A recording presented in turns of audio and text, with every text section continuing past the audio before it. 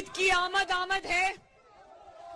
صرف آج پیٹرول کی قیمت تاریخ کی 73 سال کی بلند ترین سطح پہ 118 روپے فی لیٹر. اب مجھے یہ بتاؤ کہ جو لوگ اپنے موٹر سائیکلز میں، اپنی گاڑیوں میں، اپنی سواری میں پیٹرول ڈلوائیں یا اپنے بچوں کے لیے روٹی لیں،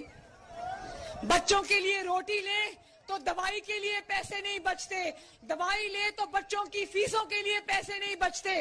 اور دیکھو اب عید کی آمد ہے، آٹا بھی مہنگا، بجلی بھی مہنگی، گیس بھی مہنگی،